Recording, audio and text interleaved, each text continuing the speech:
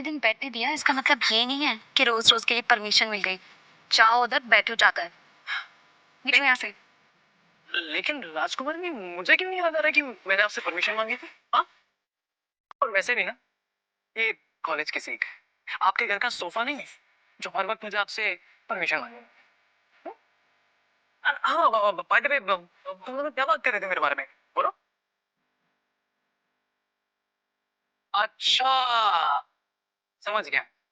तो तुम टोनी से रिक्वेस्ट कर रही थी ना कि वो तुम्हारी मुझसे दोस्ती करा दे, तुम मुझे थैंक यू बोल दो। हाँ? Thank you? किस लिए? ओह राइट, कल तुम मुझे हीरो की तरह बचाने आए थे उसके लिए। यस।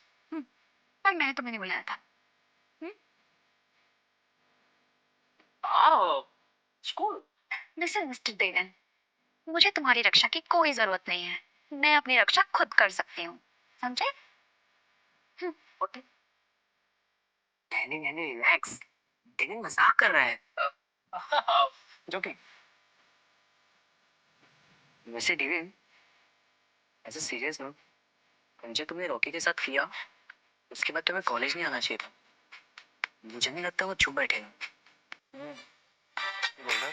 टोनी की बात पूरी भी नहीं हुई थी कि क्लास में एकदम शांति छा गई। सबने दूर की तरफ देखा और वहां रॉकी खड़ा था। उसके चेहरे पर कल की मार के निशान अभी भी दिख रहे थे।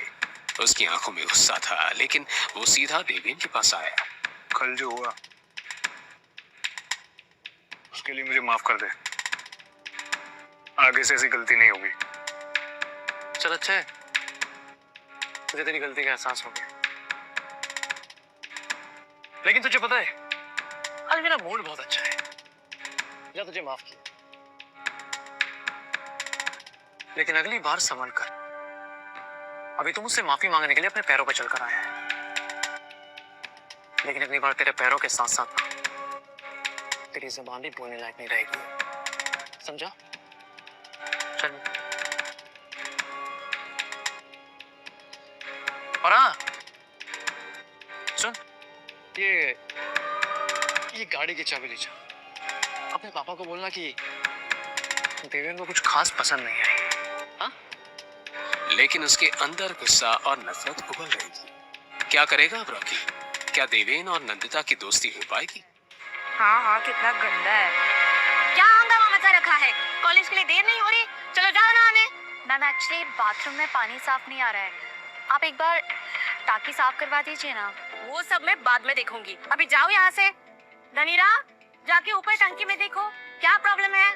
मैडम अभी मैं बाहर साफ कर रहा हूँ, ये करने के बाद जाता हूँ। ऐसे भी तो लास्ट वीक ही तो साफ कराया था टांकी। अब भी जाके देख के आओ क्या प्रॉब्लम है। वार्डन भी उसके पीछे पीछे छत पर चली गई। छत वैसे भी गुंडागर्दी का अड्डा बनी हुई थी।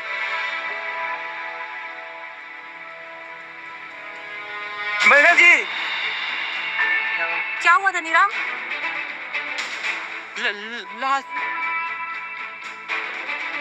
न्यूज़ कॉलेज में आग की तरह फैल गई। वार्डन ने तुरंत प्रिंसिपल को इन्फॉर्म किया। आजकल की पीढ़ी भी ना कितनी जल्दी हार मान जाती है। रीना सुसाइड कर ही नहीं सकती, मैं उसे बहुत अच्छे से जानती हूँ। वो एक बहुत हिम्मत वाली लड़की थी। ये था कॉलेज का अनऑफिशियल स्टूडेंट लीडर शरद शाह। अपनी छोटी सी फौज और भाई वरुण शाह के साथ आया था। शाह ब्रदर्स शहर के बड़े बिजनेसमैन कम गैंगस्टर के बेटे, जिनकी कॉलेज में बहुत चलती थी। अरे नंदिता जी, जब इंस्पेक्टर साहब कह रहे हैं कि ये सुसाइड है, तो क्यों बिन बात का जग्गा जासूस बनने की कोशिश कर रही हो? अरे वरुण सर, शरद सर, बहुत टाइम बाद मिले हो, कि कोई भूल होगी क्या हमारे से? इसका तो ब्रेकअप हो गया था ना, शायद झेल नहीं पाए बेचारे। ये सुसाइड नहीं है। अरे नंदिता जी, आपके जाने दिल के टूटने का दर्द, आपका तो दिल कभी टूटा ही नहीं। आपने तो सिर्फ दूसरों के दिल तोड़े। हाँ नंदिता जी, आपको जरा पास से स्लीपिंग पिल्स की बोतल दिखा दूं, शायद आपको भी यकीन हो। लेकिन उससे पहले ही देवेन नंदिता के सामने आकर खड़ा हो गया। अपने हाथ को संभाल कर रखा, वरना तेरे दिल का तो पता नहीं, लेकिन अगर तूने दोबारा हाथ उठाया ना तो तेरा हाथ तोड़ दूंगा, समझा? शरद ने एक पल के लिए घूर कर देवेन को देखा, फिर हंसी में बोल उठा। बताया नहीं, तुमने बॉडीगार्ड रख लिया अपने लिए। हीरो, बड़ी फिक्र हो रही है नंदिता की। चक्कर क्या है? चक्कर चक्कर मैं बताता हूँ। नंदिता एकदम सच बोल रही है, इस लड़की ने सुसाइड नहीं करा है। Let me show you.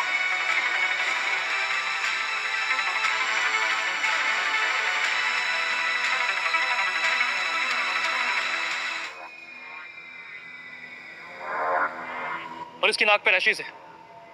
इसे साफ साबित होता है कि इसे दिया गया है और ये ओवरडोज का केस।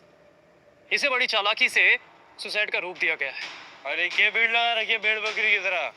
मूवी चल रही है के? ओ जरदाब, दफा करो तुमने, सील करो पूरा एरिया, सारे स्टूडेंट्स को बाहर निकालो। छोड़ो मुझे, ये इंस्पेक्टर इस केस को दबाने की कोशिश कर रहा है। नंदिता इंस्पेक्टर से बहस करने जा रही होती है, पर देवेन उसका हाथ पकड़कर उसे वहां से ले जाता है।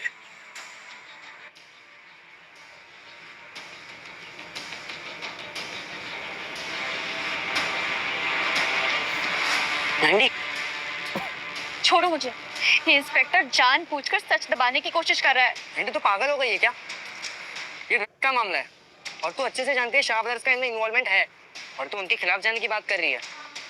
तू जानती है कितना डेंजरस हो सकता है ये। देखना वो इंस्पेक्टर कैसे उनकी। नंदिता गुस्से में चली जाती है। देवेन उसके पीछे जाने लगता है, पर टोनी उसे रोक लेता है। देवेन, मैं उसके पीछे जाता हूँ, वो सबके पीछे बहुत डिस्टर्ब हो गई है। देवेन जानता था कि अभी उसके और नंदिता के बीच दोस्ती का रिश्ता नहीं बना है, इसलिए वो टोनी की बात मान जाता है। मुझे क्या करना है? मैंने सबको न्याय दिलाने का ठेका थोड़ी रखा है। तभी फॉरेंसिक टीम बॉडी को ले जाते हुए के सामने से गुजरती है। देवेन को नंदिता की बातें याद आती।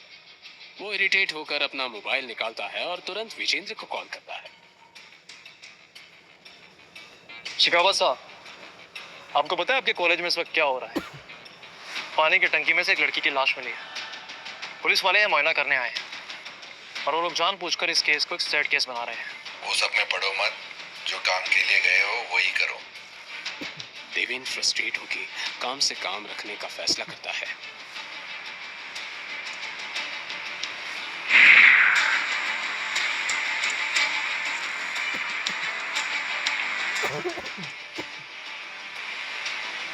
आप सभी जानते हैं कि रीना कभी सुसाइड कर ही नहीं सकती।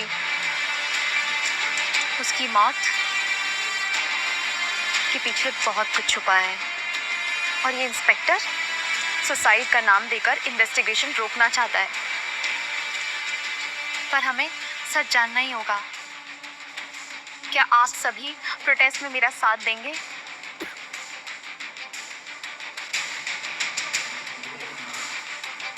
तुम्हारी दोस्त पागल हो गई है क्या? क्यों नहीं की देवी बन रही है? हाँ, एंडी ऐसी ही है डेविन, लेकिन इस बार वो शाह ब्रदर्स के खिलाफ जा रही है और मुझे डर है कहीं वो अपनी जिद में किसी मुसीबत में ना फंस जाए। तभी नंदिता की नजर देवेन पर पड़ती है और वो तुरंत उसके पास आती है। देवेन, तुम भी जानते हो कि ये सुसाइड नहीं थी, राइट? तुम मेरा इस प्रोटेस्ट में साथ दोगे? हमें सच जानना ही होगा कि रीना की मौत कैसे हुई, कैंडल मार्च निकालकर। प्लीज मुझे अपनी सर्कस से दूर रखो। अगर इसकी जगह कोई तुम्हारा अपना होता तब भी तुम यही करते?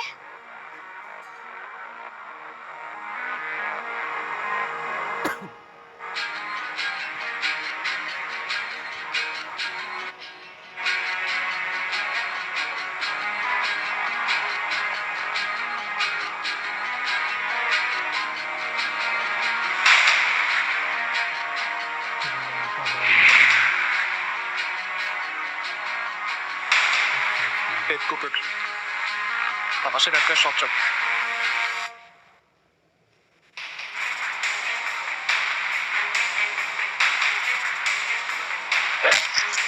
आंखों के सामने अंधेरा।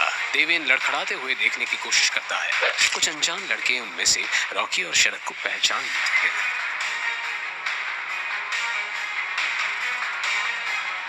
तो इस भिखारी की बात कर रहा था तू? रॉकी शरद भाई, अब आप ही सबक सिखाइए इसे।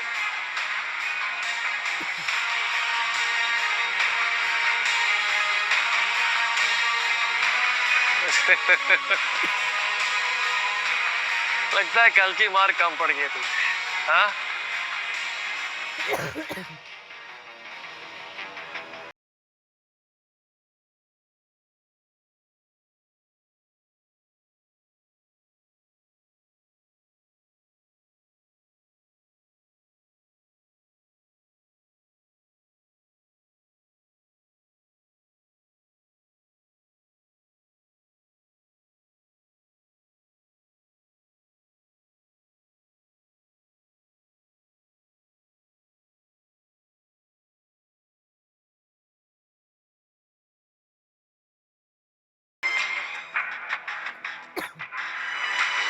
क्या देवेन खुद को बचाकर नंदिता को बचाने जा पाएगा?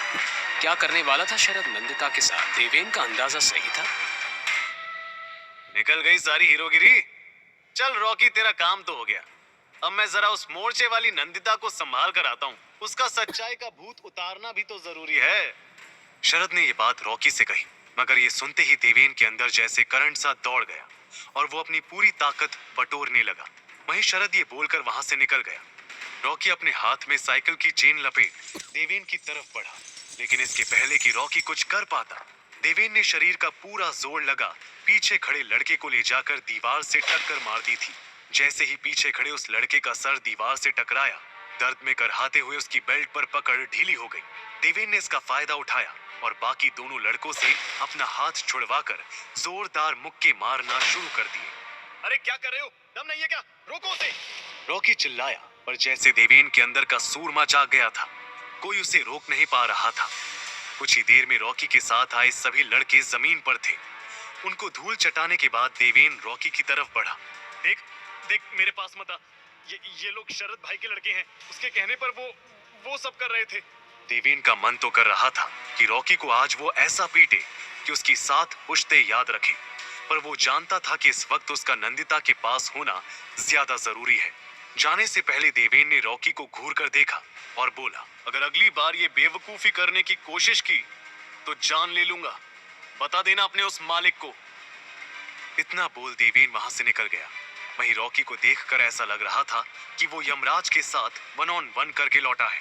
देवेन नंदिता को ढूंढता हुआ कैंटीन पहुंचा तो उसे वहां नंदिता तो नहीं मिली, मगर टोनी ने उसे देख लिया और उसकी हालत देख घबराते हुए बोला, ओ गॉड देवेन, ये खून, तुम्हारी ऐसी हालत, क्या हुआ? मैं ठीक हूँ, तू ये सब छोड़, ये बता नंदिता कहाँ है? देवेन का जवाब सुन टोनी का मुंह खुला का खुला रह गया। देवेन इतनी जख्मी हालत में डॉक्टर का नहीं बल्कि नंदिता का पता पूछ रहा था। टोनी बोला, भाई ये क्या हुआ? और नैंडी को छोड़, वो ठीक है, मैं अभी उससे ही मिलकर आ रहा हूँ। तू अपनी फिक्र कर, चल मेरे साथ मेडिकल रूम। इतना बोल टोनी देवेन को अपने साथ कॉलेज के मेडिकल रूम ले गया। वो आलीशान मेडिकल रूम किसी 5 स्टार क्लिनिक की फील दे रहा था, पर वहां डॉक्टर या नर्स कोई नहीं था। ये देख देवेन ने सवालिया नजरों से टोनी की ओर देखा तो टोनी ने बताया, वो आज सुबह जो भी हुआ उसकी मीटिंग चल रही है स्टाफ रूम में, सब वहीं बिजी हैं। बट डोंट वरी, मुझे फर्स्ट एड करना आता है, मार खा खा कर सब सीख गया हूँ। कहकर टोनी आसपास फर्स्ट एड किट ढूंढने लगा। देवेन ने वहां रखे बेड पर बैठते हुए उससे पूछा, मुझे तो अभी भी कुछ समझ नहीं आ रहा पीनट, ये कैसा कॉलेज है?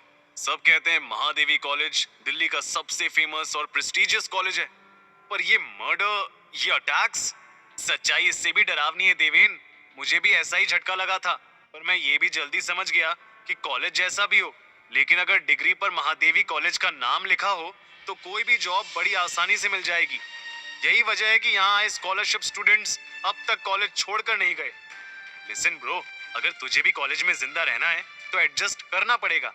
ये कहते हुए टोनी फर्स्ट एड बॉक्स लेकर देवेन के सामने आया और उससे अपनी शर्ट निकालने को कहा। देवेन ने शर्ट उतारी ही थी कि कमरे में एक लड़की की आवाज सुनाई पड़ी।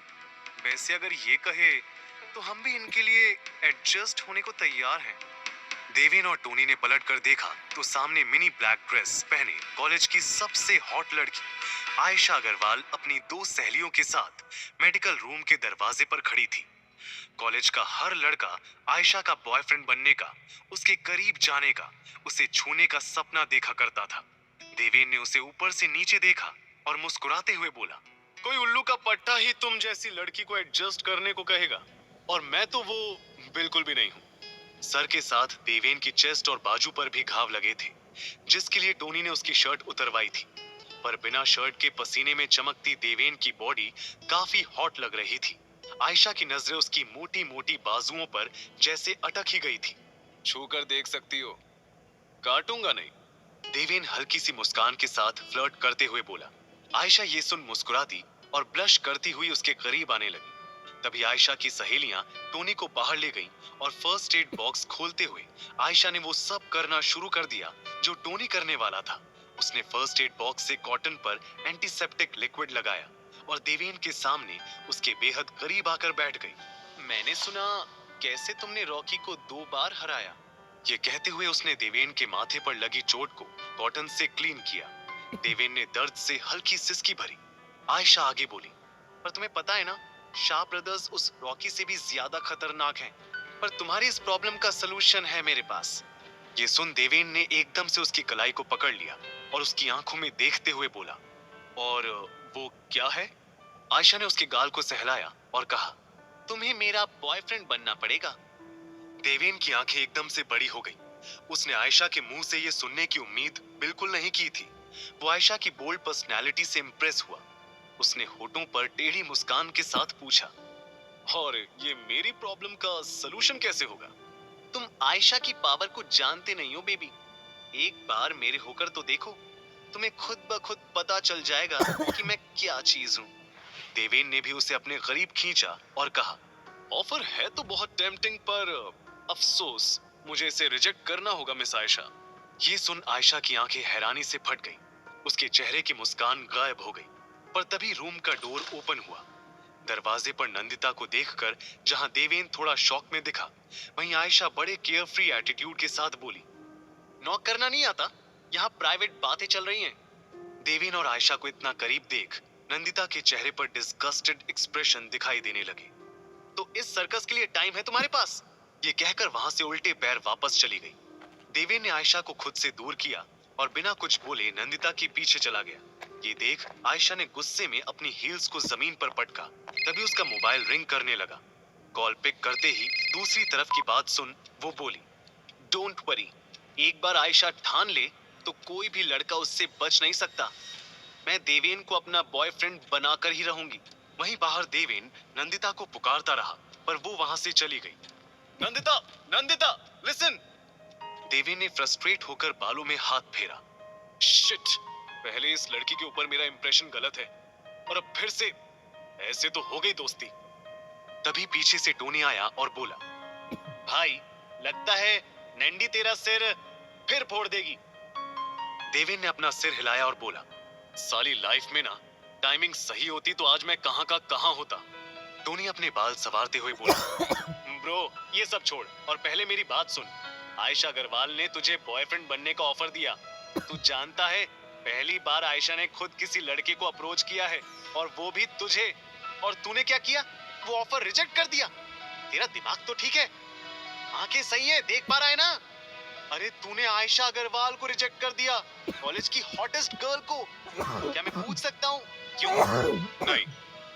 देवेन का जवाब सुन टोनी नाराज दिखा तो देवेन ने उसके गले में हाथ डाल उसे समझाया, क्या पीनट, तू भी अपनी दोस्त की तरह सोचता कम बोलता ज्यादा है। हाँ मानता हूँ आयशा बहुत हॉट है, पर मुझे बॉयफ्रेंड बनाना जरूर उसके किसी मकसद का हिस्सा है। नहीं तो तू ही सोच, मुझे महादेवी आए 3 दिन नहीं हुए और उसने मुझे प्रपोज कर दिया। टोनी ये सुन सोच में पड़ गया था। तभी देवेन ने उससे पूछा, वैसे टोनी वो ऐसा क्यों कह रही थी कि वो शाह ब्रदर्स से ज्यादा पावरफुल है? टोनी ने गहरी सांस भरी और फिर आसपास नजर घुमाकर देवेन के करीब आकर बोला, वो इसलिए क्योंकि वो बॉस बेब्स की मेंबर है। ये सुन अब देवेन शॉक दिखा। चल मैं डिटेल में बताता हूँ, कहकर टोनी ने देवेन का हाथ फिर से अपने गले में डाला जो उसने शॉक में हटा लिया था, और फिर चलते चलते महादेवी का पूरा सिस्टम उसे समझाने लगा। ब्रो, इस कॉलेज में टोटल 3 गैंग्स ऑपरेट करती हैं, जाट पैंथर्स, टाइगर गैंग और बॉस बेब्स। देवेन हल्का सा हंसा। सीरियसली, ये गैंग्स का भी खेल चल रहा है अब इस कॉलेज में? ये खेल नहीं देवेन, बहुत खतरनाक है ये सब। पिछले हफ्ते एक लड़के ने सुसाइड किया था, आज एक लड़की की लाश मिली, तुझ पर हमला हुआ, इतना कुछ हो गया पर एक भी बार कॉलेज अथॉरिटी या पुलिस ने कोई एक्शन नहीं लिया। ये ताकत है इन गैंग्स की इस कॉलेज में। वो शाह ब्रदर्स टाइगर गैंग के सबसे डेंजरस मेंबर्स हैं। अपने लीडर के राइट और लेफ्ट हैंड है वो दोनों भाई। और जाट पैंथर्स और बॉस बेब्स उसके मेंबर्स कौन है?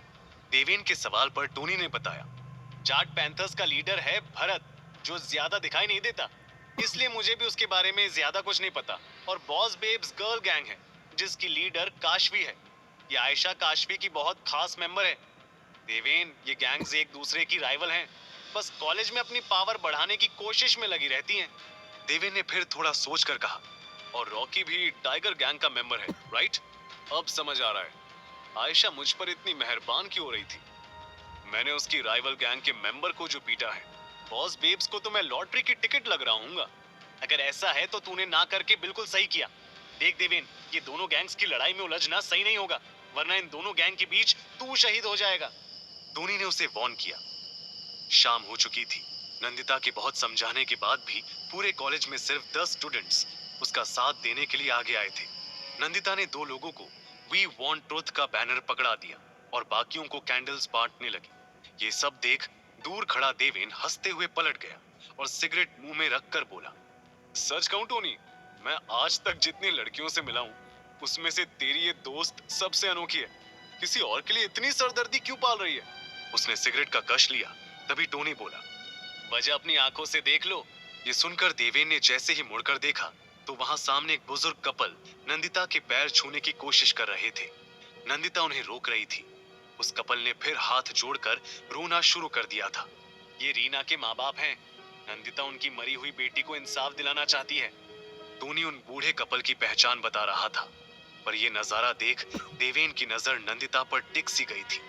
जिस तरह वो रीना की माँ को गले लगाकर उन्हें संभाल रही थी, ये देखकर देवेन को पता ही नहीं चला कब वो हल्का सा मुस्कुराया।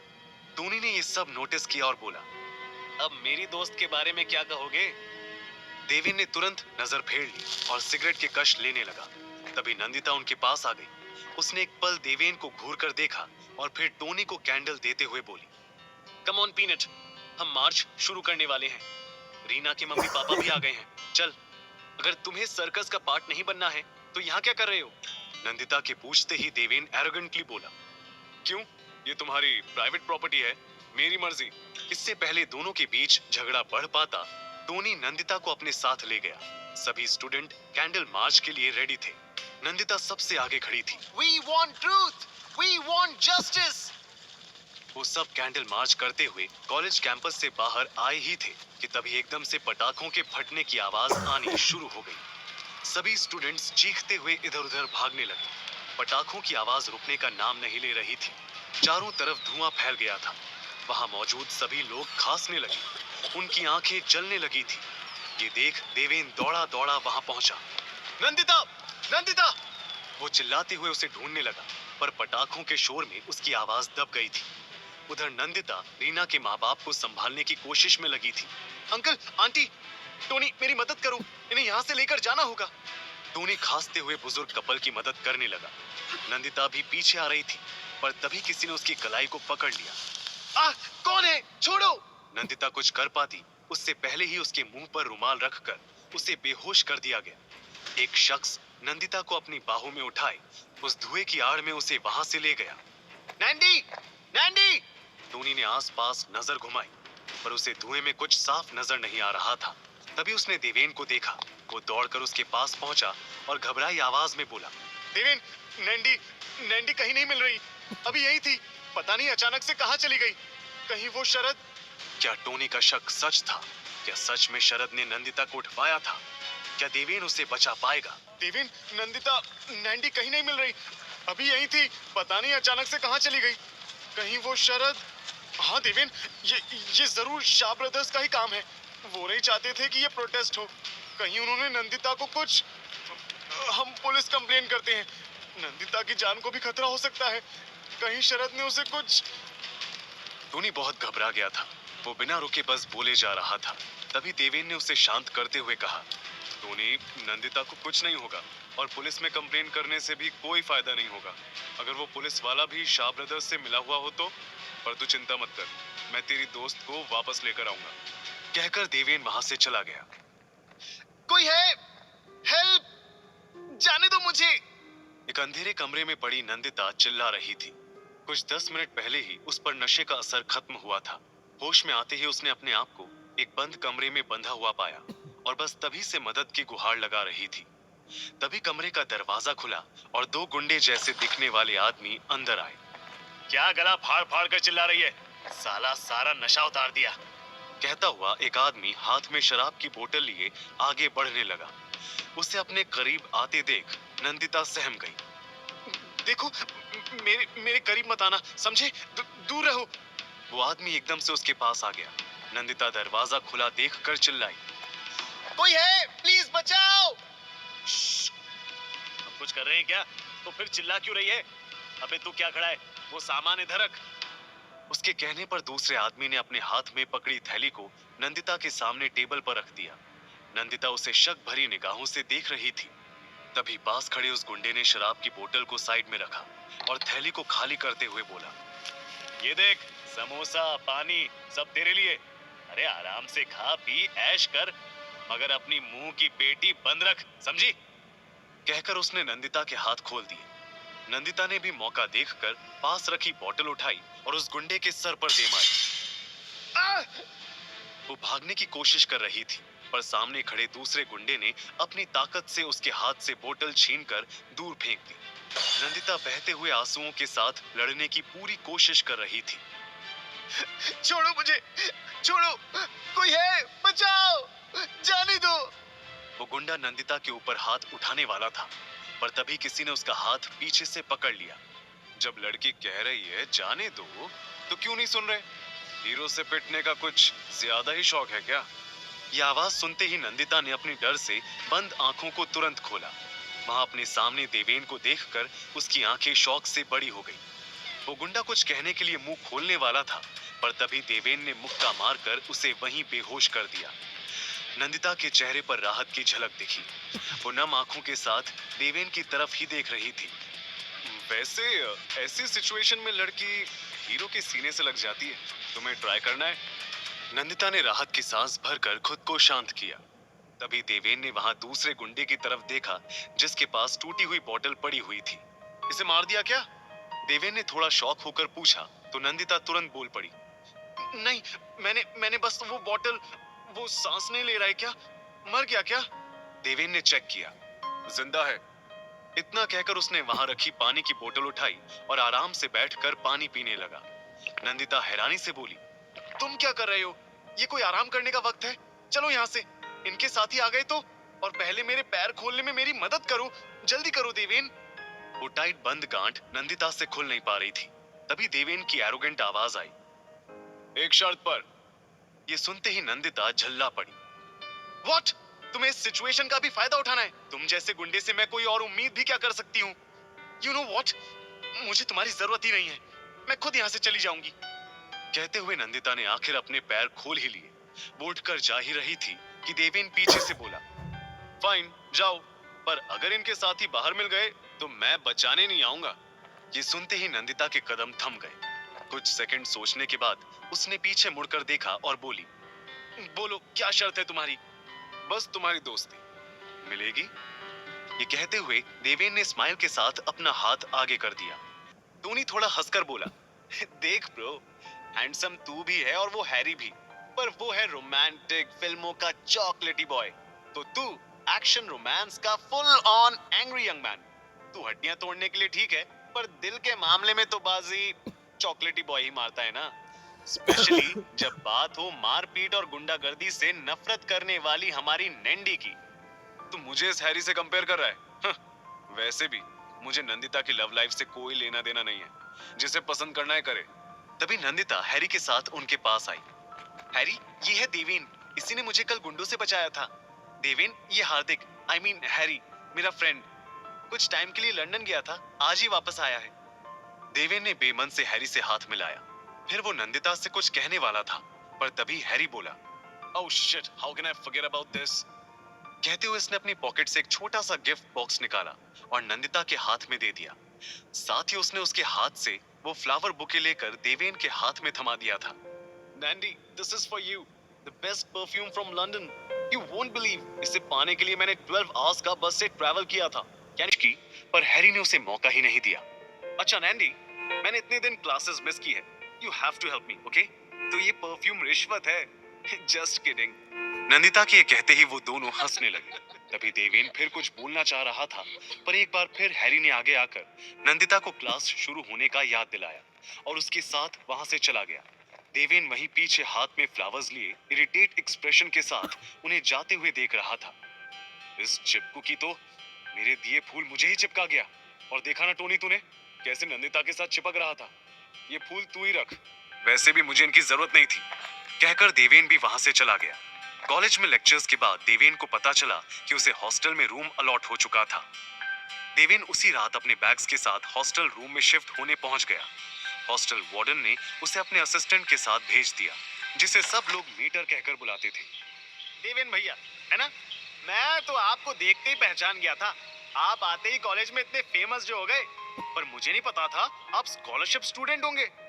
वो तो जब वार्डन सर ने आपको रूम नंबर 118 अलॉट किया तो पता चला। वो आप जिन तीनों के साथ रूम शेयर करने वाले हो, वो सब भी आपकी तरह गरीब घर से या मिडिल क्लास परिवार से हैं। मेरा मतलब स्कॉलरशिप स्टूडेंट्स हैं। सॉरी भैया, पर यहाँ ऐसे ही चलता है। वैसे देवेन भैया, आप यहाँ थोड़ा संभल कर रहना। यहाँ कॉलेज से भी बुरा हाल है। पर हाँ, किसी भी चीज की जरूरत हो तो इस मीटर को याद कर लेना। लो, बातों बातों में आपका रूम भी आ गया। मीटर के जाते ही देवेन ने उस रूम के बंद दरवाजे की तरफ देखा। उसके नॉक करने से पहले ही डोर ओपन हो गया। तभी देवेन का सामना एक जैसे दिखने वाले दो लोगों से हुआ। अरे देवेन भाई, हम आपका ही इंतजार कर रहे थे। मैं सोनू और मैं मोनू। आप आइए ना। कहते हुए उन जुड़वा भाइयों ने देवेन के हाथ से बैग लिए और मुस्कुराते हुए उसका वेलकम करने लगे। देवेन ऑकवर्ड स्माइल के साथ रूम में एंटर हुआ। रूम के दोनों साइड दो दो बेड के साथ दो कबर्ड रखे गए थे। विंडो के पास एक स्टडी टेबल था, जहां एक लड़का चुपचाप पढ़ाई कर रहा था। अबे मयंक, कितना पढ़ेगा? देखना कौन आया है। मोनू बोला और फिर उसने देवेन का सामान लेफ्ट हैंड साइड के कॉर्नर बेड पर रखकर कहा, देवेन भाई, ये वाला बेड आपका। हमने सब साफ कर दिया है। आपके सामान के लिए अलमारी में जगह भी खाली कर दी है। वैसे आप तो कॉलेज में आते ही छा गए भाई। क्या पीटा आपने उस रॉकी को? हमने देखा था, है ना सोनू? देवेन को अब पता चला था कि क्यों उसकी इतनी आव भगत हो रही थी। उसने उन्हें इग्नोर किया और सोने की कोशिश करने लगा। रात के करीब 2 बजे होंगे जब उसकी नींद खुली और वो कमरे से बाहर वॉशरूम यूज करने गया। हर फ्लोर पर एक कॉमन वॉशरूम बनाया गया था। देवेन वॉशरूम में एंटर होने ही लगा था कि तभी एक लड़के से टकरा गया। वो लड़का मयंक था, उसका रूममेट। आई एम सॉरी, वो मैंने ध्यान नहीं दिया, मयंक ने नजर चुराते हुए कहा। देवेन ने उसकी लाल आंखें और कांपते हुए हाथों को नोटिस कर लिया था। ये देख वो टेंस्ड होकर बोला, तुम ठीक हो ना? दूर रहो मुझसे। मैं ठीक हूँ। कहते हुए मयंक वहां से चला गया, पर हड़बड़ाहट में उसकी जेब से जमीन पर एक ब्राउन पैकेट गिर गया था। देवेन ने माथे पर शिकन के साथ पैकेट उठाया। पैकेट से गिर रहे व्हाइट पाउडर को देवेन ने जैसे ही स्मेल किया, उसकी आंखें फटी की फटी रह गईं। ये तो कोकीन है। मीटर की वार्निंग और अब ये कोकेन का पैकेट। क्या देवेन अब भी ये सब इग्नोर कर सिर्फ अपने मिशन पर फोकस करेगा? क्या हैरी देवेन और नंदिता की दोस्ती में कांटा बनकर आया था? और क्या क्या देखने को मिलेगा देवेन को इस महादेवी कॉलेज और उसके हॉस्टल में? ये तो कोकेन है। देवेन ने शॉक्ड एक्सप्रेशन के साथ ये कहा ही था कि तभी किसी ने झटके से उसके हाथ से वो ब्राउन पैकेट छीन लिया। देवेन ने देखा तो वो मयंक ही था। उसे देखते ही देवेन ने टेंस्ड एक्सप्रेशन के साथ पूछा, ओ हेलो, तुम जानते भी हो इसमें क्या है? ये व्हाइट पाउडर ड्रग्स है, मालूम है मुझे। तो अपने काम से काम रख, समझा? मयंक बोला और वहां से जाने लगा। रुको, पहले बताओ ये पैकेट कहां से आया तुम्हारे पास? ये ड्रग्स किसने दिए? देवेन सवाल पूछता रहा, पर मयंक अपनी ही दुनिया में खोया उस ड्रग्स के पैकेट को सीने से लगाए हुए था, जैसे वो कोई कीमती चीज हो। देवेन उसके सामने आकर खड़ा हुआ और पूछा, मयंक नाम है ना तुम्हारा? बताओ ये ड्रग्स कहां से आए? तुम ये ड्रग्स किसी और को भी दे रहे हो? और कौन है तुम्हारे साथ? क्यों जवाब दूं तुझे? मेरा बाप लगता है क्या? हट सामने से। मयंक ने थोड़ी ऊंची आवाज में कहा और लड़खड़ाते कदमों के साथ पैकेट लेकर वहां से चला गया। देवेन ये सब टेंस्ड एक्सप्रेशन के साथ देख रहा था। इस कॉलेज में कुछ भी ठीक नहीं है। बहुत बड़ा ड्रग्स रैकेट चलाया जा रहा है। वो रीना और अब ये मयंक, ना जाने कितने और स्टूडेंट इस जहर को ले रहे हैं। मुझे शेखावत साहब को बताना। देवेन कहते कहते रुक गया। उसे पिछली बार की विजेंद्र की कही बात याद आ गई। सही तो कह रहे थे वो देवेन, तुझे इन सब बातों से क्या लेना देना? क्यों खुद को इस झंझट में फंसा रहा है? अपने मिशन पर फोकस कर बस। अगली सुबह कॉलेज जाने से पहले आज देवेन के कदम एक सरकारी हॉस्पिटल की तरफ मुड़ गए थे। वहां हॉस्पिटल में पर्चा बनाने के लिए लोगों की एक लंबी लाइन दिख रही थी। वहीं साथ ही दूसरी लाइन एक कमरे में जा रही थी, जहां डॉक्टर्स मरीजों का चेकअप कर रहे थे। देवेन ने पास से गुजर रहे कंपाउंडर से पूछा, एक्सक्यूज मी, ये जनरल वार्ड किस तरफ है? कॉरिडोर से सीधा जाकर बाई तरफ। कंपाउंडर के बताए डायरेक्शन को फॉलो करते हुए देवेन जनरल वार्ड में पहुंच गया। वहां एक वार्ड में 10-12 हॉस्पिटल बेड थे। सभी मरीजों से भरे हुए थे। देवेन ने इधर उधर नजर घुमाई, जैसे किसी को ढूंढ रहा हो, और फिर रूम के सबसे आखिरी बेड पर जाकर उसकी नजर रुक गई। वहां लेटा पेशेंट और उसके साथ बैठा आदमी, दोनों वही थे जिन्होंने उस रात नंदिता को किडनैप किया था। देवेन गुस्से में उनकी तरफ बढ़ने लगा। अब तक उन दोनों की नजर भी देवेन पर पड़ चुकी थी। देवेन के उनके पास पहुंचते ही साइड टूल पर बैठा आदमी देवेन के पैरों में गिर गया। देवेन हॉस्पिटल में कोई तमाशा नहीं चाहता था, इसलिए उसने सीधे पूछा, किसके कहने पर किया किडनैप? साहब वो आदमी बोल ही रहा था कि बेड पर लेटा आदमी उठने की कोशिश करते हुए बोला, ये तू क्या कर रहा है? भाई मार डालेगा हमें। ये सुनते ही देवेन ने उसके हाथ में लगी सिरिंज को दबा दिया और धीमी आवाज में कहा, और अगर नहीं बताया तो मैं ऐसा हाल करूंगा कि खुद मौत की भीख मांगोगे। देवेन का ये रूप देख बेड पर लेटे आदमी ने करहाती आवाज में सब उगल दिया, शरद शाह ब्रदर्स में छोटा भाई, उसी ने हमें नंदिता को किडनैप करने को कहा था। वो प्रोटेस्ट रुकवाना चाहता था, पर उसने ये भी कहा था कि नंदिता को कुछ मत करना, बस एक रात डराकर अगले दिन छोड़ देना। शरद शाह, अपनी इस हरकत का अंजाम तुझे भुगतना पड़ेगा। गुस्से में बड़बड़ाते हुए देवेन ने उसे छोड़ा और आखिरी वार्निंग देकर वहां से चला गया। अगले दिन क्लास ओवर होने के बाद टोनी और देवेन के रूममेट्स के बारे में बात करते हुए बाहर की तरफ जा रहे थे। तभी टोनी ने बताया, तुम्हारे रूममेट्स को मैं जानता हूँ, सोनू और मोनू। वो जुड़वा भाई हमेशा साथ ही रहते हैं, पर मयंक वो अकेला अकेला ही रहता है, किसी से बात करते देखा नहीं कभी उसे। अचानक से देवेन की नजर एक लड़की पर पड़ी जो दौड़ते हुए छत की तरफ चली गई थी। वो प्रिया थी ना? कहाँ? अरे कोई नहीं है ब्रो, कॉलेज की लास्ट बेल बजी नहीं कि सब भाग जाते हैं, तुझे वहम। अरे देवेन कहाँ जा रहा है भाई? टोनी बुलाता रहा, पर देवेन उसे अनसुना कर वहां से छत की तरफ भाग गया। टोनी ने भी कंफ्यूज्ड एक्सप्रेशन के साथ उसका पीछा किया। जैसे ही देवेन ने छत का दरवाजा खोला, उसकी आंखें फटी की फटी रह गई। वहां प्रिया छत की रेलिंग पर खड़ी होकर कूदने की तैयारी में थी। प्रिया! देवेन चिल्लाते हुए आगे बढ़ा। उसके पीछे टोनी भी वहां आ गया था। उन दोनों को देखते ही प्रिया हड़बड़ा गई। देवेन, टोनी, तुम देखो मेरे पास मत आना, जाओ यहाँ से, मुझे अकेला छोड़ दो। पागल हो क्या? ये क्या कर रही हो? उतरो वहां से। देवेन गुस्से में बोला, पर प्रिया तो जैसे मरने का इरादा कर चुकी थी। देवेन धीरे धीरे कदम बढ़ाते हुए प्रिया का ध्यान भटकाने की कोशिश करने लगा। उस प्रोटेस्ट वाली शाम तुम रीना के माँ बाप से मिली थी ना? देखा था ना कैसे रो रहे थे वो अपनी बेटी की मौत पर। तो सोचो तुम्हारे माँ बाप पर क्या बीतेगी। इतनी खुदगर्ज कैसे बन सकती हो तुम प्रिया? अगर अपने पेरेंट्स की जरा भी फिक्र है तो नीचे आ जाओ। कम डाउन प्रिया। प्रिया सोच में दिख रही थी। इसी बात का फायदा उठाते हुए देवेन ने उसका हाथ पकड़ा और उसे नीचे खींच लिया। जहां देवेन और टोनी ने राहत की सांस ली, वहीं प्रिया ने रोना चालू कर दिया था। कुछ सेकंड के बाद देवेन ने इरिटेट होते हुए पूछा, अब ये गंगा जमुना बहाना बंद करो और बताओ ये बेवकूफी क्यों कर रही थी? प्रिया ने कुछ जवाब नहीं दिया, बस अपने मोबाइल पर एक वीडियो प्ले कर उनकी तरफ बढ़ा दिया। वो वीडियो गर्ल्स वॉशरूम में शूट किया गया था, जब प्रिया वहां मौजूद थी। देवेन और टोनी ने एकदम से मुंह फेर लिया। तभी टोनी ने गुस्से में पूछा, ये किसने, कहां से आई ये वीडियो प्रिया? प्रिया ने हाथों में चेहरा छुपाकर रोते हुए बताया, शरद, ये वीडियो शरद ने भेजी है। वो इसके जरिए मुझे ब्लैकमेल कर रहा है। शरद का नाम सुनते ही देवेन फिर भड़क गया था। पर उसने खुद को कंट्रोल किया और सीरियस टोन में पूछा, किस बात के लिए ब्लैकमेल कर रहा है? उसे पैसे चाहिए? प्रिया ने सिसकते हुए ना में गर्दन हिला दी। वो गर्ल्स हॉस्टल में मेरे जरिए ड्रग सप्लाई करवाना चाहता है। मैंने मना किया, पर वो मुझे ये वीडियो वायरल करने की धमकी देने लगा। उसने मेरे मम्मी पापा को ये वीडियो भेजने की धमकी दी। अगर ऐसा हुआ तो वो जीते जी मर जाएंगे। मुझे कुछ समझ नहीं आ रहा, क्या करूं? सब कुछ खत्म होता दिख रहा है, इसलिए मैं यहाँ। प्रिया एकदम से बोलते बोलते रुक गई। उसने अचानक से देवेन की तरफ देखा और उम्मीद भरी नजरों के साथ बोली, देवेन तुमने रॉकी को हराया ना? वो भी 2 बार। सब स्टूडेंट्स कह रहे थे कि तुम बहुत स्ट्रांग हो, तुम किसी से नहीं डरते। तो प्लीज मेरी मदद कर दो देवेन, प्लीज। ये वीडियो। उसकी बात काटते हुए देवेन ने चेहरे पर बिना किसी हाव भाव के जवाब दिया, मैं इसमें क्या कर सकता हूँ? और तुम प्रिंसिपल अस्थाना को कंप्लेन क्यों नहीं करती? रीना ने कोशिश की थी। प्रिया एकदम से चिल्लाई। अपने बहते हुए आंसू को पोंछते हुए उसने फिर कहा, रीना ने कोशिश की थी प्रिंसिपल के पास जाने की, पर उसके वहां पहुंचने से पहले ही उसका मुंह हमेशा के लिए बंद कर दिया गया। वो लोग उसे तब तक ड्रग्स देते गए जब तक वो मर नहीं गई।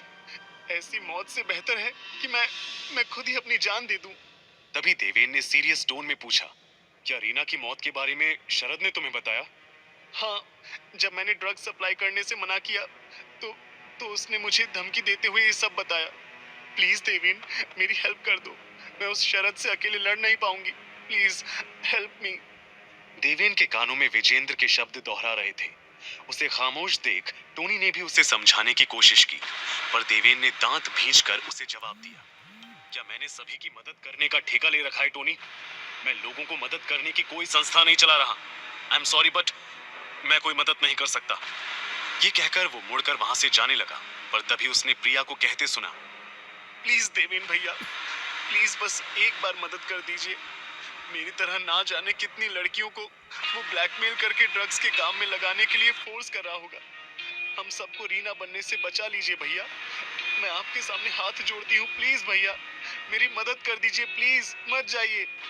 उसके आंसू, उसका ये गिड़गिड़ाना देवेन को अपने अतीत की याद दिलाने लगा था। उसके कानों में प्लीज मदद करो जैसे शब्द गूंजने लगे थे। ये वही अतीत की यादें थीं जब उसके बचपन में गुंडों के परेशान करने पर उसकी माँ मीरा आसपास भीड़ जमाए लोगों से मदद की गुहार लगाती थी, पर कोई मदद के लिए आगे नहीं आता था। सब खड़े होकर बस तमाशा देखते रहते थे। प्रिया का यूं रोना उसे अपनी बेबस माँ की याद दिलाने लगा था। उसे पता ही नहीं चला कब उसकी आंखें भी नम हो गई थी। अचानक ही वो अपने ख्यालों से बाहर आया और अपनी मुट्ठी भींचते हुए वापस